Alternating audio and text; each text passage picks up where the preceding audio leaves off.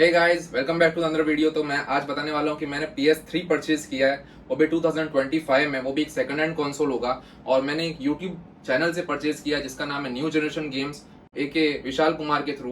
तो उसका रिव्यू मैं बताने वाला हूँ। PS3 मुझे किस कंडीशन में मिला है उसके बारे में बताऊंगा आपको।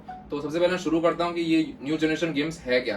तो एक्चुअली इनका यूट्यूब चैनल है जहाँ पे रेगुलर वीडियो डालते रहते हैं, जहाँ पे प्ले स्टेशन जो भी रिलेटेड चीजें होती है उनकी कॉस्टिंग बताते रहते हैं कि भाई अभी ये रेट चल रहा है इनके यहाँ। तो पूरे दिल्ली या पूरे इंडिया में सबसे चीप जो कंसोल्स रहेंगे वो इनके पास ही मिलते हैं। और ऐसा नहीं है कि भाई ये दिल्ली की जो दूसरी टाइप की शॉप्स होती है जहाँ पे सील वापस लगा देते हैं और अपने को पागल बना के पुराना रिपेयर्ड कंसोल बेच देते हैं। इनका जो भी है वो सामने, मतलब रिपेयर्ड दे रहे हैं तो रिपेयर्ड बोल के देंगे, और सील पैक है तो सील पैक बोल के देंगे। तो मुझे मिला है PS3 फैट 80 GB वेरिएंट सिर्फ और सिर्फ 5500 में, और एक इसका फैन भी मुझे साथ में मिला है, और एक कंट्रोलर और रिमोट्स और केबल्स। तो मैं इसके बारे में बताना चाहूंगा कि विशाल कुमार के थ्रू मैंने परचेज किया था जनवरी में। तो सबसे पहले मैं बात करूं कि भाई जो इनकी प्रोसेस रहता है कि आपको सीओडी नहीं मिलेगा सबसे पहले, तो आपको पेमेंट पहले करना रहेगा। तो मैंने जनवरी 1 को शायद इनको पेमेंट किया था। तो अप्रोक्सीमेट 10 दिन लग गए थे मेरा कंसोल मेरे पास आने में, मतलब शिप होने में। इसका रीजन ये है कि जो बंदा है वो अकेला काम करता है, तो वो हर दिन इतने सारे कंसोल्स में गेम लोड करना इजी काम नहीं है।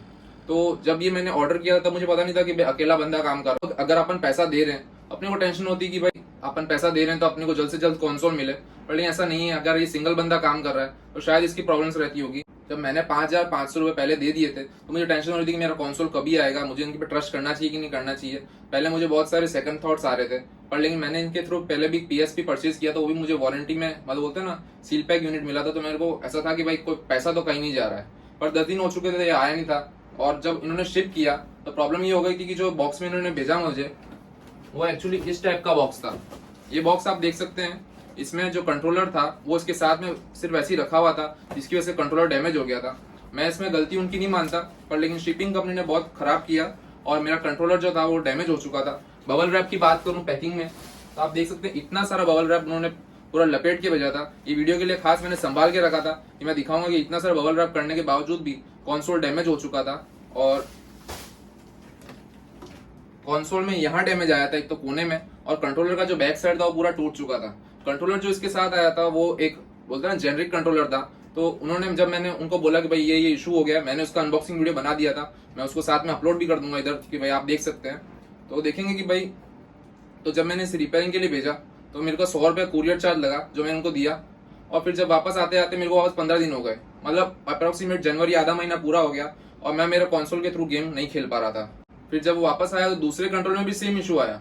जो पर लेकिन जब उन्होंने देखा तो मैंने देखा कि अनबॉक्सिंग मैंने उसकी भी की थी, पर लेकिन जब वो देखा तो उसमें पीछे से वो थोड़ा सा टूटा हुआ था। मैंने उसको दबाया थोड़ा सा, उसमें भी डेंट है, पर लेकिन वो चलेगा, पर लेकिन इतना भी नहीं है कि वापस मैं उससे 100 रुपये दे के वापस उसे रिप्लेस कराऊं। तो मैंने वो अपने पास ही रख लिया। और साथ में जो फैन था वो पहले नहीं आया था, तो फैन मेरे को वापस दूसरी बार में कंट्रोलर के साथ आ गया।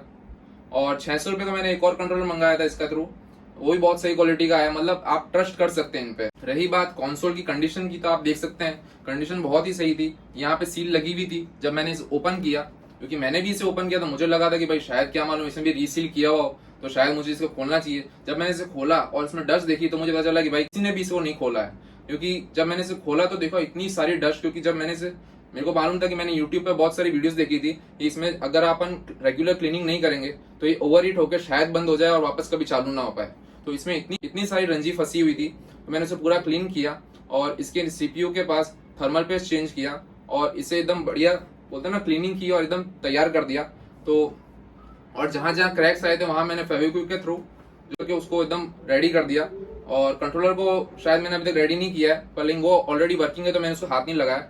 तो आप देख सकते हैं कि भाई कंडीशन जो है कंसोल की उन्होंने अच्छी भेजी थी, शिपिंग कंपनी वालों ने उसे खराब कर दिया तो उसकी उनकी कोई गलती नहीं है। और रही बात टाइम की, तो सिंगल बंदा है तो शायद उसे टाइम लगता है, क्योंकि गेम्स लोड करने में बहुत टाइम लगता है। मैं खुद ने PS4 में गेम्स लोड किए हैं, तो मतलब 2-2 दिन मुझे 4 गेम करने में लग जाते हैं।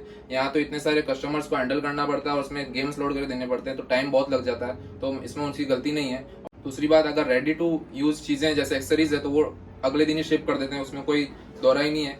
कंडीशन बहुत ही सही है कंसोल की, सो आप उन पे ट्रस्ट कर सकते हैं। और जो उनका ग्रुप है वो, उसका लिंक मैं डिस्क्रिप्शन में दे दूंगा, और जो चैनल है उनका भी डिस्क्रिप्शन में लिंक दे दूंगा, तो आप ज्वाइन कर सकते हैं उन ग्रुप। और रेगुलर प्राइसेस अपडेट होती रहती है, तो आप जल्द से जल्द ग्रैब कर सकते हैं, क्योंकि बहुत कम टाइम के लिए डील्स आती है और वो सोल्ड आउट भी बहुत जल्दी होती है। तो आपको जल्द से जल्द देखना पड़ेगा कि भाई क्या कंसोल आया है, क्या रेट में आया है, तो आप उसे ऑर्डर कर सकते हैं। थैंक यू गाइज, और चैनल को सब्सक्राइब जरूर करें। Thank you guys.